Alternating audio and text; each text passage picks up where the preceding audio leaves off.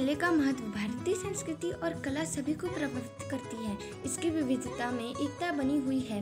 लोगों को एकत्रित कर अपने विचारों का आदान प्रदान करने के जो साधन हैं उनमें से कुंभ मेला भी है।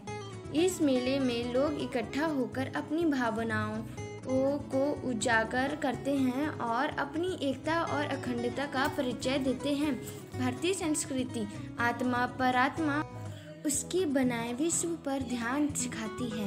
हमारे पूर्वजों ने जीवन को संस्कार देने वाले अनेक कार्यक्रम निश्चित किए थे, जिनमें स्थान स्थान पर लगने वाले मेले का भी महत्वपूर्ण स्थान है। भारत के विशाल मेलों में से एक सबसे महत्वपूर्ण कुंभ मेला भी है।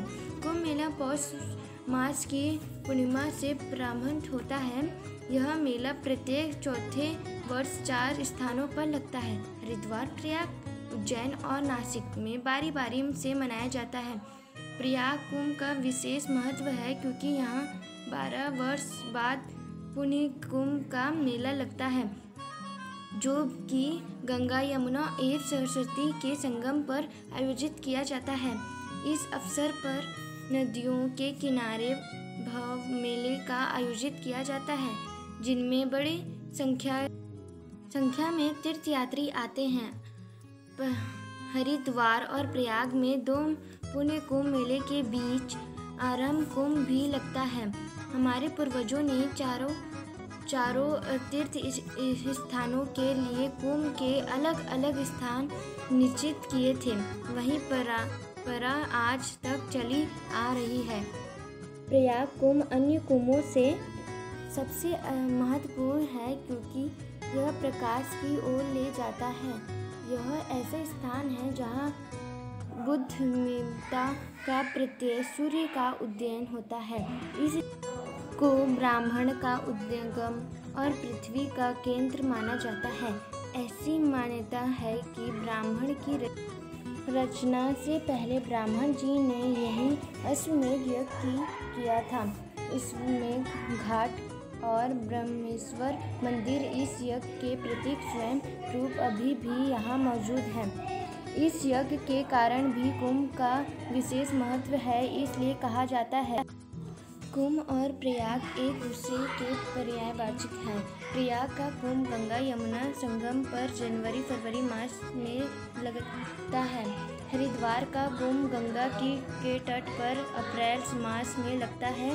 नासिका का कुंभ गोदावरी के तट पर जुलाई मास में लगभग लगता है। उज्जैन का कुंभ क्षिप्रा नदी के तट पर नवंबर मास में लगता है।